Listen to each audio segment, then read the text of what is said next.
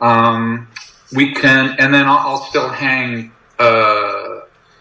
your main flanks, and then the house may be it may be better just to use my hangs for your 5 and 6 there. The goal with the house is just to have something that's farther away, because sometimes actually the NOS right up on stage doesn't quite get the bloom of the hall. So we want something that is the bloom of the hall, but is also in stereo and not necessarily like two mics 80 feet away from each other. Something that is, quote unquote, like we would like something that's a pair, and also not where someone like not up with the people who are like clapping right there.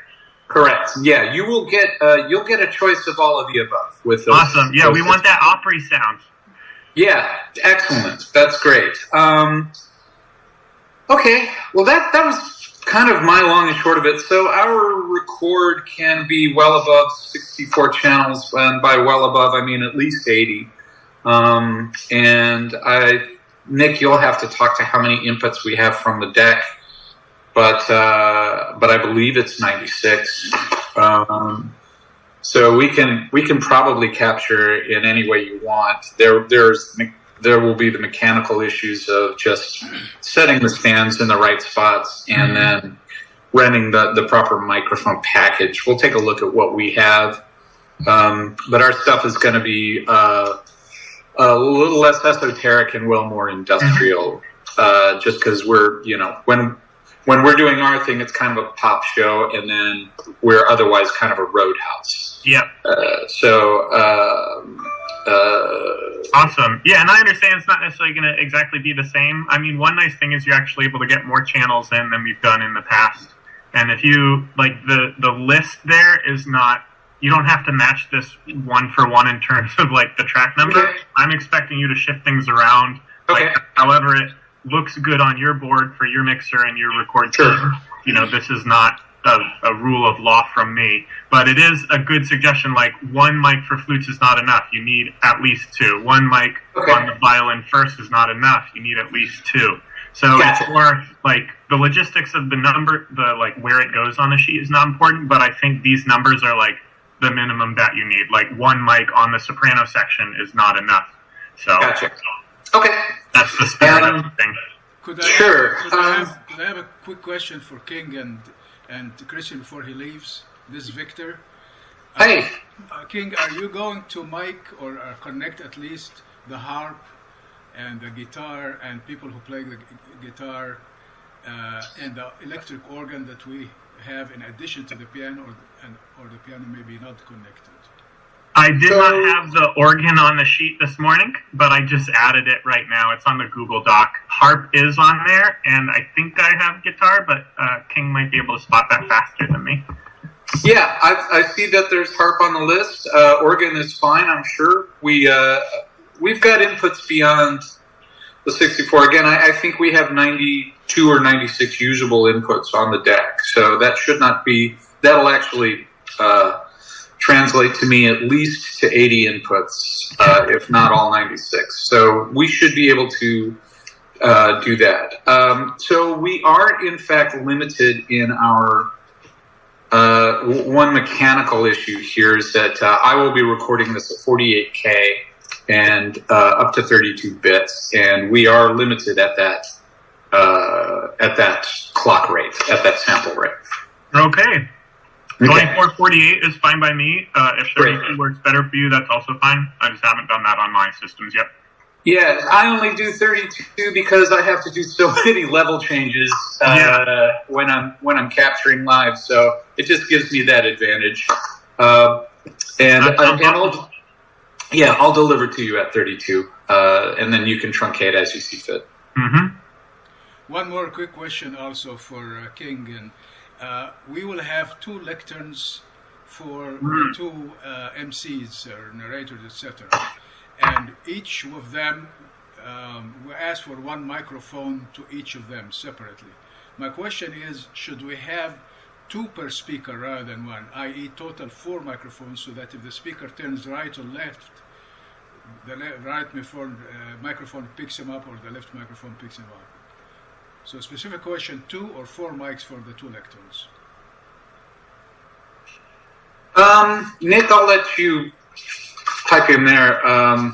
As far as I'm concerned, I think we've got enough to do for it, and it shouldn't be too complicated.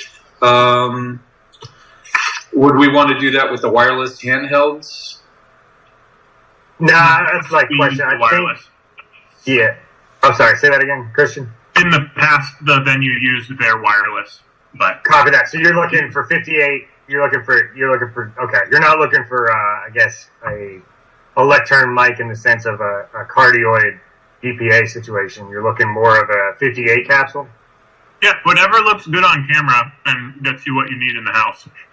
Because I would suggest that if we're going, it's one of those catch-22s. Because if you start limiting to your 58 capsule, the turn of the heads will be way more exaggerated, obviously, than a lectern mic. So that King Lat, I don't know. Do you want to send more towards the Shure Microflexes or the DPAs over?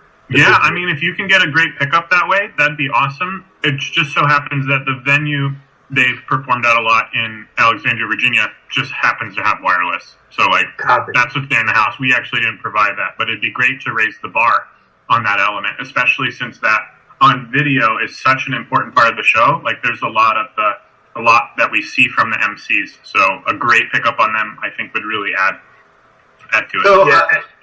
are they mobile? Are they motile from the lectern, or are there standard static spots for them? They stand there, and those are the static spots. But I think Victor's concerned about whether they're static, but turning into the stage or turning into the audience. I understand. I think that's better. where Okay. it comes from. Yeah. So we have tended to have for our things just mounted lectern mics, but we could. Well, it would look a little odd to have one of those and then a 58 on the other side. It might be better to have the four just be the same microphone. Yeah, I agree. Okay. So Sorry, we're I'm just looking at something more along 4 microflexes done taped together, 2 apiece. Is that where you're thinking, King? You're sort of thinking that the lectern would have a microphone on either corner. I basically. think so. If my screen is Yep. a lectern, just have these little Yep. skinny mics sort of here and here, or something kind of like that. Just maybe something that's more generous than a single pickup. Sure. Yeah, that makes sense. Okay, one more question. I promise to shut up after that. For the choir in the back of the stage, will you have wedge speakers, etc., so that they can hear and discern what's being said at the podium? We had the problem at the Schlesinger, for example, Christian, that they didn't hear what's being said up front. We can absolutely fold back. We have a great stage package. We've got a bunch of acoustic trap boxes that we can drop for wedges and or fills depending on camera angles and whatnot. My question, I guess, then is just when exactly in those times we're needing it, because the minute you start folding back in big setup like this, you can run into some problems with integrity. So I guess would this be more of while the person's at the lectern having that, but we're not. Your vision is to not fold back musical pieces to the choir. That am I assuming that's accurate, or you're just trying to get production inputs passed around so everybody can hear? Do you understand the question? Yeah, it's just we want to make sure the choir can hear the speakers when they're speaking. Yeah, Nick, they just want to hear a playback on the lectern spots, not the actual performance piece. Copy that. So I'm not pushing violins to the choir or anything. I am simply just providing podium to the choir and that type of thing. Right. Yeah, that shouldn't be a problem at all. Yeah, we can totally make that work, and we can kind of drop them. And I think the stage is going to get, I don't want to say, it's going to get busy. So it may be trying to find the right spot to make it do the best job possible. Could get a little tricky, but it's totally doable. And yes, we can fold back all sorts of announcements from the lectern to the choir without a problem. Okay, I lied when I said I'll shut up. So this is one more question before Christian leaves us. Christian, we have the men, the tenors and basses are 1/3 of the women in numbers. How should we place the microphones so that we balance them out? Yeah. So I spec the mics as if there are equal numbers of them.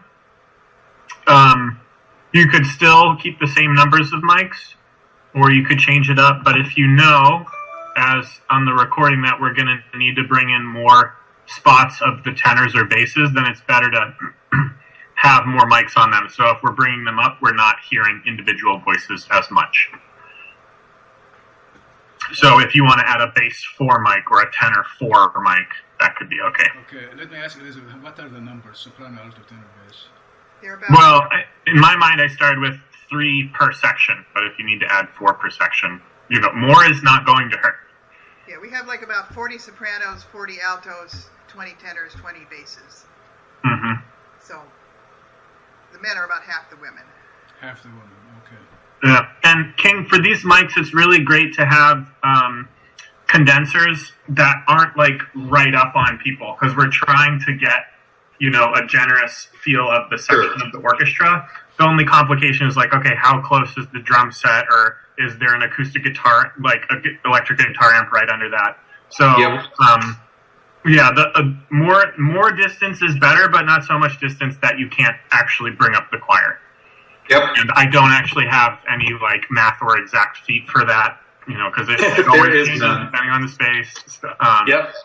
Yeah, but that's the idea. We need it Okay. here, but not on one person, not on 2 people, like Yeah. one a section. You want the section wash, basically. Yeah. So Yeah. like 3 soprano washes, 3 alto washes, and if you need that, that's great. Gotcha. Okay, I need to run. It's so great to meet you. Thanks for making time for me, everybody. I'm really excited to hear what you get and see how it goes. Copy that. Christian. Christian, Appreciate Thank it. you Christian. very Oh, much. I'm going to type my number. Well, actually, I'll just like put my whole name here. If you want to message me on like Facebook or text, I've got like pictures and links and stuff. So if things confusing, you can just shoot me a note. Sounds Copy great. that. And Thank you. just to confirm, you are not on site come show day. Is that I am accurate? not on site. Copy that. And who Yep. will be our main audio contact on site? Is there anyone from your camp? No, so I'm like only engaged in a limited capacity to set you up based on what we've done in the past. Beyond Okay. that, I'm not acting as an official like producer to review your work or to review the mic package, unless I'm asked and unless that's helpful for you. I'm here as a resource, but I'm not here as your producer in this case. Gotcha. Copy that. Yeah, Steve Arnold, who couldn't be on the call right now, he'll be our contact at the concert.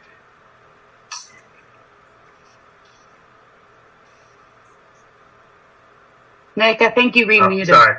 Copy that. So Steve would be our point of contact when it comes to terms of like slight decision changes day of show. He's the guy. Yes. All right, thanks a lot. Have a good day, everybody. Good luck with the show. Thank you, Christian. Yes, Christian. Bye. Thank you. Thanks, man. Okay. Sarah, do you have any more ancillary questions about the show so far? Not pertaining to audio at this point. I think that we have a good grasp as long as the 2 of you feel good from an audio perspective. At this point, we just need to check our mic inventory and determine what we're going to need for our rental package so we can get a number over to Elizabeth and team just to get that all cleared and squared away. No, that sounds great. And then I did have one. My only, I guess, slight concern was, I think 4 p.m. is when, or if I'm not mistaken, the players arrive. Is that accurate? And we only have till 5:45 to make sure, because 5:45 is doors. Is that still accurate? I have that the choir begins arriving at 3, but Elizabeth, can you confirm when we'll start seeing folks on site and when we'll start sound checks? 4 o'clock would be the sound checks. So they'll come in Gotcha. at 3 and be seated and do some warm-ups and so on, but the actual sound checks can be 4. However, if you want more time, we can alert them to come a little earlier, and you can start like 3:15 or 3:30. King, what's your opinion on that? I just would love enough time to make sure before doors that we're getting the proper capture on inputs. And there's so many inputs, and I'm not sure if they're probably not all in at the same time. You know what I mean? So I just wanted to make sure there's enough time for all that. It would be good to be able to get, say, my orchestra balanced, and then have a few moments to get the choir balanced, and then are they? I'm assuming that they're going to be doing some program simultaneously. Is that correct? Yes, chorus and orchestra together. Yeah. Yeah. So maybe their loudest fanfare, just to make sure I'm not overloading anything, and get my basic balances correct.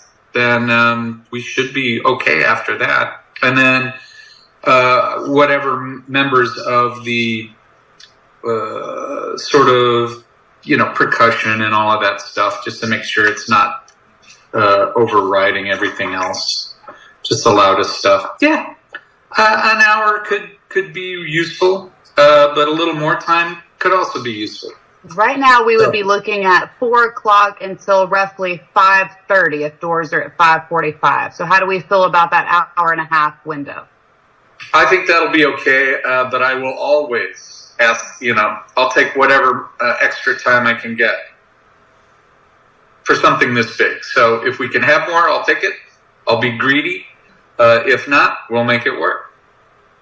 Perfect. So Elizabeth and Victor, perhaps we can start asking all folks to start coming in at 3 o'clock as the choir comes in. And then that way, if we're ready ahead of schedule, we can bump up that start time before 4 p.m. Does that sound feasible for your team? Okay, let me ask Elizabeth, what are you doing for the food in between? Don't worry about that. No problem, the food. Yeah, that'll be 3 o'clock is fine. fine. Food's important. 3 o'clock. Well, they'll be there from 3 till 9 o'clock or 9:30. So. Oh yeah, yeah. We're very sensitive to food too. I have it on my list as well.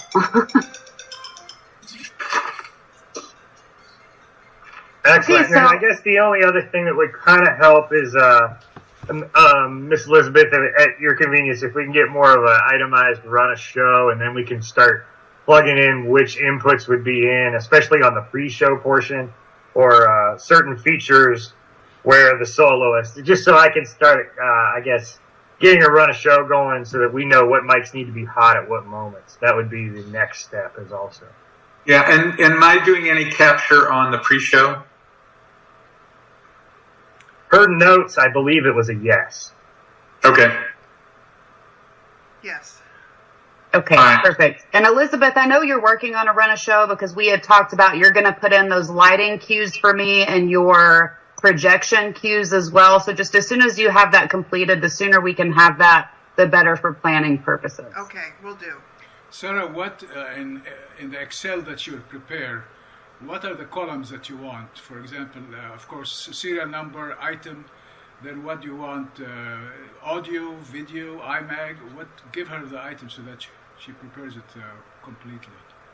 Yeah, so the schedule that you've sent me so far, Elizabeth, I know that you have your columns to tell when the solos are in play, when the choir's in play, the orchestra. That's all very helpful. We just also need some additional spots for lighting and for video.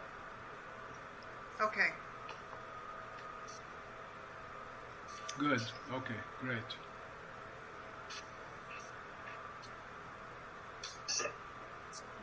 I had one more quick question too. I see on the stage plot, to the right and the left of the conductor podium, it says soloist there, and it's got some chairs there. Is that where we're using the wireless microphones, or is that a soloist position on the input list? Okay, that's a great question, and we should have clarified that. These chairs are for the climatic piece at the end of the concert, which is from Mahler Symphony, Resurrection Symphony. So it's only there for that part where it says Arise Again, which is frankly the theme of the concert. That will be woman right, woman left, and we'll give you the exactly soprano and the alto.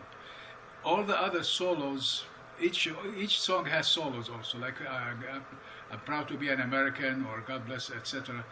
But these will be solos who walk in and out. They will not sit. The chairs are only for that particular piece.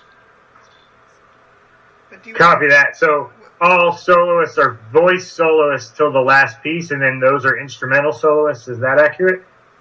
No, there is in that particular piece, the Mahler piece, there are two soprano and alto, two female soloists, plus the orchestra. But in all other pieces, there are also soloists. The only difference is that this piece is a long piece, and they have to be seated a little bit during the beginning of it. But the other pieces, they walk in, God bless America, God bless USA, etc. They walk in and out. Copy that. So they're all vocal pieces. So then I'm guessing I can email Christian and maybe double check. But yeah, we'll probably just pick those up on the wireless microphones on Snake Lines 19 through 24. Is my guess of what we're doing there. Okay, now I think that makes sense. That works. Now I have a question for you, Aaron. In some of these moving in soloists that I mentioned, not the big one, the intermediate pieces, the soloist comes in and hits the microphone, which is a direction microphone, and it points out to their chest, and we lose their voice for the rest of the piece. What do you do in something like this?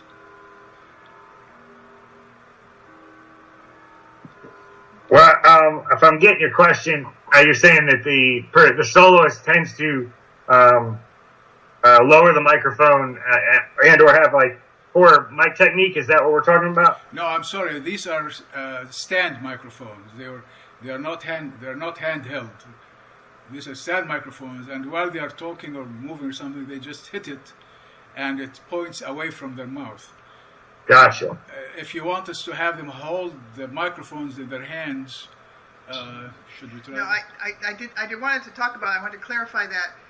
I believe the most soloists will have at one time for one song will be 4. So I think we need 4 stand mics out there at all times. Right. The wireless would be in there because when they sing, they don't grab the mic. They stand in front of the mic, so the mic should be actually, on some of stands. them hold the music in their hands, so they probably will need the stands. We need that stand at all times, but we can alert them, make sure that the mic is directed at your mouth. But I'm wondering if we should use a different kind of mics, or what do you recommend? For them to be wireless, normally, all we have is the 58 capsules for our wireless microphones. King, you can clarify if we would want to try a different capsule for that. I think the best choice there is to, and again, I don't know how fast and how fast, if we're drawing attention to the podiums where we can set height on those microphone stands to proper height of the performers to coming up next, if we have that option, or if it's spit and fire and we need to consider another capsule. King, you can put your 2 cents there, but I would think if we have the time to where the attention is going to the lecterns, that we could kind of set height and or properly place it. I think that would probably be my first assumption choice, I guess. That's a good question because honestly, when you do something like that, you have to rely to a large degree on the soloists, the artists themselves, to know how to use a microphone. Because a catch-all microphone that's live, if the soloist isn't into the body of the microphone enough, the microphone will capture more of the world around it, the environmental sounds, as opposed to what you're intending to get. You'll get more noise than signal. So 58 capsule is good because it rejects a lot of noise, but the problem is that the signal has to be pretty close to the body of the microphone, or to the head of the capsule. So if we wanted to get something different than that, we would have to get something more sensitive, which then brings up the question of noise. So what would your opinion of your soloists be? Are they folks that kind of know what to do with a microphone, or are they really more about performance and are not quite that knowledgeable about that sort of thing? And that's a question I have for you guys, because knowing that would sort of help us figure out which of those situations would be a better one.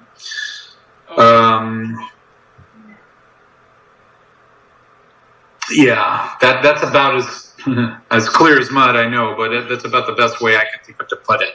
Okay, how about this twofold solution? We impress upon on our soloists. They are fairly intelligent that they speak to the microphone. However, Great.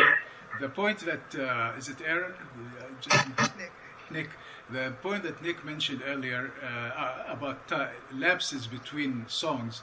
Fortunately, we have those because we have all the time switch between the podium or the lecterns rather and the soloist. So there will always be at least 2 or 3 minutes where the lectern is being used and the soloists come in. So if that is enough for you, you might adjust it at that time. Yeah, I mean, if there's time to preset the soloists and sort of get things together for them, then I think it is probably okay to continue to use the 58 capsule, and it will offer the most isolation between the soloists and the orchestra, which then translates, of course, to control in the mix process.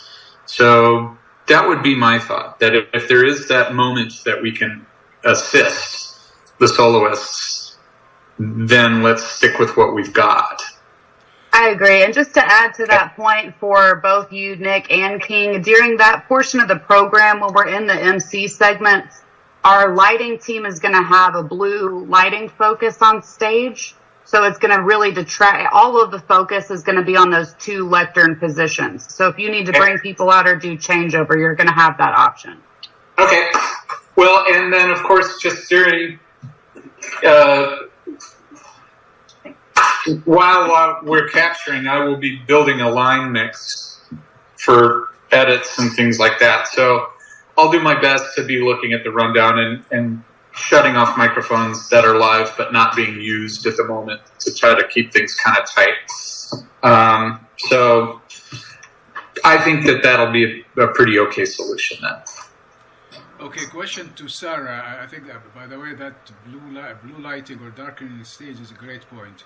Sarah, we have our own stage manager who puts the people in and out and so on, working with your stage manager. So Right. 2 questions. First, would you give us the information of your stage manager so that we connect him or her with ours? Second, you usually have our stage manager stage right, and the people enter stage right. What is your normal there? We follow that same practice at the Opry House. So stage right is a great placement for your stage manager as well as your entry point. And if they have any questions about show program, you can get them in touch with me. I'll be your production lead for the day. So I'm happy to talk through any of that with your stage manager. Okay, I want to make one exception, by the way, for the stage right, and that is in the second half, actually all through, we put the lectern stage left. And so that will be the only exception. The people speaking at the lecterns, namely the 2 hosts, Natalie and the other gentlemen who are there all through the show, are stage left. And in the second half of the show, we add to them 4 other narrators. They like you go to church in Christmas, they have scripture and music. Here we have readings and music. So we have 4 people. We have chairs for them, outside stage left. But when they walk in and out, they come in stage left. The solos come stage right, but those come stage left. Not a problem. Great, thank you. Absolutely. Do we have any other audio questions that we want to take care of? I know that we're getting into some time here. I don't want to detract from your day today. No, I think we got a good place to start.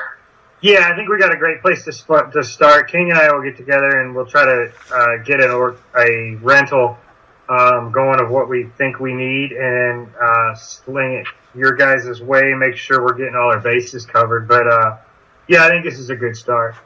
Okay, great. Perfect. If you 2 just want a sidebar and if you need any help facilitating, I can reach out to vendors to get that quote. And then Elizabeth, we'll get that over to you all for final approval, just so you're aware of numbers. Okay. Is there any other questions that you all have for us while we're all here? One last question. I apologize.